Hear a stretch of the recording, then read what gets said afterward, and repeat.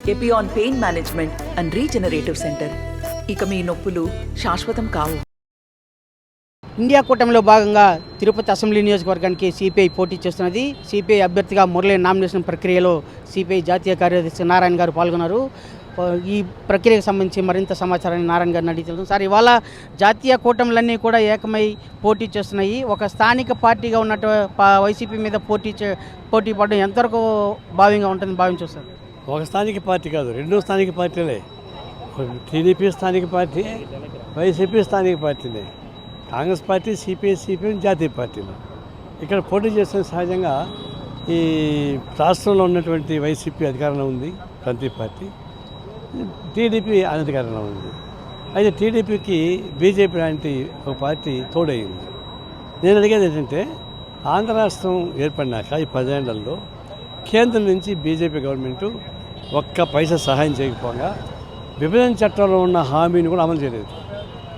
వాళ్ళు ఇచ్చినటువంటి హామీల ప్రకారం రాయలసీమ ప్రాంతంలో 4 జిల్లాల్లో ఒక్కొక్క జిల్లాకి 50 కోట్లు ఇవ్వలేదు.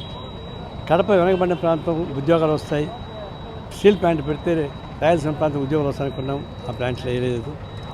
తర్వాత రాజధాని ఎక్కడైనా సరే రాజధానికి కావాల్సిన సహాయం కేంద్రం చేయకపోగా రాష్ట్ర వైసీపీ 3 ముక్కలు ఆడేటువంటి ఒక దౌర్భాగ్య పరిస్థితి వెళ్తుంటే ఒక మాట కూడా, అయ్యా నేనే పునాదిరాయి వేశాను, నేను పునాదిరాయి వేసిన దానికి అన్యాయం జరుగుతుంది ఒక మాట అడగలేకపోయారు. కొన్ని డబ్బులు లేదంటే డబ్బులు అడగలేకపోయారు. విశాఖలో స్టీల్ ప్లాంట్ అమ్మేస్తూ ఉన్నారు. ఇవన్నీ చూసినప్పుడు కేంద్రం నుంచి తెలుగు ప్రజానీకానికి అటు తెలంగాణలో కానీ ఆంధ్రాలో కానీ అన్యాయం చేస్తున్నమాట వాస్తవం. దీనికి వ్యతిరేకంగా కొంచెంత అడగాలి కదా. మరి జగన్మోహన్ రెడ్డికి అనూహ్యమైన మెజారిటీ ఇచ్చారు, 151 ఇచ్చారు. అంత మెజారిటీ వచ్చినప్పుడు పార్లమెంట్ సీట్ కూడా మెజారిటీ ఉన్నప్పుడు కేంద్రంలో పార్లమెంట్లో అవసరమైనప్పుడు రాజ్యసభలో ఈ వైసీపీనే సపోర్ట్ చేసింది. వైసీపీ సపోర్ట్ లేకుండా పోతే రాజ్యసభలో మైనారిటీ. అట్లాంటప్పుడు కూడా అయ్యే మా రాష్ట్రానికి ఇది ఇవ్వు, మేము మీకు సపోర్ట్ చేస్తామని చెప్పి అడగలేదు. అన్కండిషనల్గా బేషరతుగా వాళ్ళు కాళ్ళు పట్టుకొని దండం పెట్టి చేశారు. ఒక్క మాట కూడా తెలుగు ప్రజలకు న్యాయం చేయమని చెప్పలే. అర్థం ఏంటంటే ఆయన కేసులు ఉన్నాయి. భారతదేశంలో ఎవరి మీద లేని పెద్ద ఎత్తున కేసులు ఉన్నాయి. 45-50 కోట్ల రూపాయల అవినీతి ఉంది. దాదాపు 3000 మాటలు బెయిల్కి పర్మిషన్ ఇచ్చారు. స్వాతంత్రం వచ్చిన తర్వాత ఇంత సుదీర్ఘకాలం బెయిల్ ఉన్న వ్యక్తి ఎవరు లేరు, ఒక జగన్మోహన్ రెడ్డి తప్ప. వైఎస్ వివేకానందని చంపేస్తే అందరికీ తెలుసు.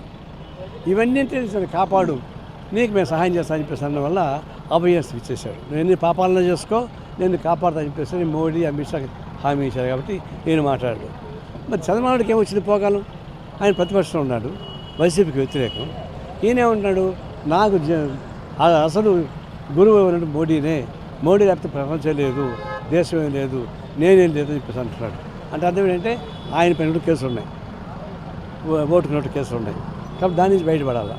అందుకుంటే వాళ్ళ కేంద్రం నుంచి వచ్చే సహకారంతో గెలవాలని ప్రయత్నిస్తున్నారు. మంచి అవకాశవాద వైఖరితో తెలుగు ప్రజానీకానికి అడుగడుగున మోసం చేస్తున్న బీజేపీని అంటగాగేటువంటి టీడీపీ కూటమి, వైసీపీ కూటమి రెండు తెలుగు ప్రజానీకానికి బద్ధ శత్రువులే. అలాంటి బద్ధ శత్రువులకు వ్యతిరేకంగా ఫైట్ చేయగలిగిన కాంగ్రెస్ పార్టీ, సిపిఎం కొట్టలేదు. కాబట్టి ఒక పవిత్ర కర్తవ్యంతో తిరుపతి పొడి చేస్తున్నాం. తిరుపతి ఒక చెప్పండి, ఏ మూలంగా పోయిన తిరుపతి దాదాపు 20 కాలనీలు కమ్యూనిస్ట్ చేసిన కాలనీలు తప్ప బీజేపీ వాడు కానీ, టీడీపీ వాడు కానీ, వైసీపీ కానీ ఒక్క ఇల్లు ఇచ్చిందని చెప్పండి. అది ఇప్పుడు కడుతున్నారు, అది కూడా వాళ్ళ చేతికి రావడం లేదు. తిరుపతిలో పేద ప్రజానీకంగా నీడేమని ఉంటే కమ్యూనిస్టులు ఎర్రజెండా లేకపోతే కాలనీస్ రావు. అలాంటి నైతిక హక్కు కమ్యూనిస్ట్ పార్టీకి ఉంది కాబట్టి మేము పోటీ చేస్తాము. సార్, ఇవాళ బీజేపీ కూడా మీకు 400 వస్తుందని చెప్పేసి పదే ప్రధాని ప్రస్తావిస్తున్నారు. దీన్ని ఎలా భావించాలి? మామూలుగా బిచ్చగాళ్ళు బాగా తిని వేప చెట్టు కింద పడుకుంటారట, తిండిపైన బాగా నిద్ర వస్తుంది. అప్పుడు కళ వస్తుంది. కళ్ళలో నేను పెళ్లి చేసుకున్నాను, సరే పెళ్ళానికి జాగా ఇవ్వాలి కదా, కొంచెం జరుగుతాడంట. మన బిడ్డలు పుడతారు, బిడ్డకు ఒక జాగా ఇవ్వాలి కదా, ఇంకొక బిడ్డ పుడతాడు, ఇంకొక జాగా ఇవ్వాలి కదా, కింద పడిపోతాడు.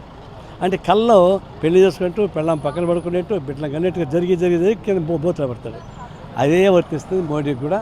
ఆయన కళ్ళగా ఉంటున్నాడు, 400 కాదు కదా, ఆయనకేమో మహా అంటే 100-150 వస్తాం ఎక్కువ. నా తింటే మొత్తం పోతున్నాయి.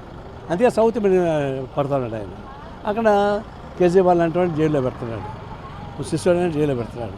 నీకు వ్యతిరేకించడం జైల్లో పెడతారు, అనుకోవడం వదిలిపెట్టేస్తాను. ఈ పద్ధతుల్లో చేస్తున్నటువంటి వైఖరి వల్ల ఆయన డౌట్ వచ్చి నార్త్లో పడిపోయే ప్రమాదం ఉంది. ఆయన అయోధ్యను నమ్ముకున్నాడు, అది కూడా గిట్టుబాటు కావడం లేదు. మొత్తం నెగిటివ్ ట్రెండ్ కొడతా ఉంది. అందుకే సౌత్ ఇండియా పెట్టాడు.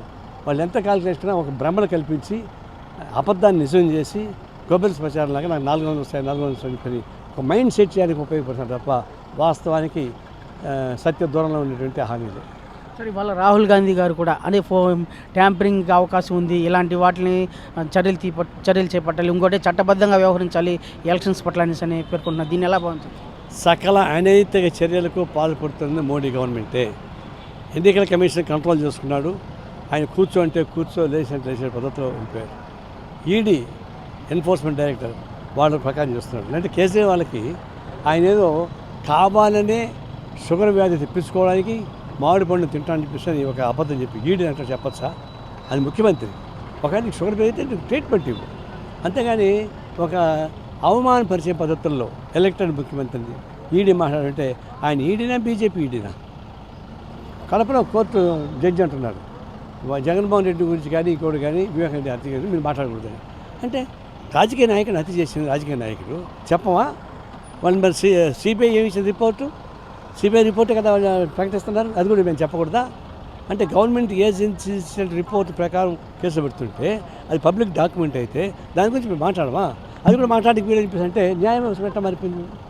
ఇవన్నీ సకల అనైతిక చర్యలకు పాల్పడుతున్న మోడీ ఏమన్నా చేయగలడు.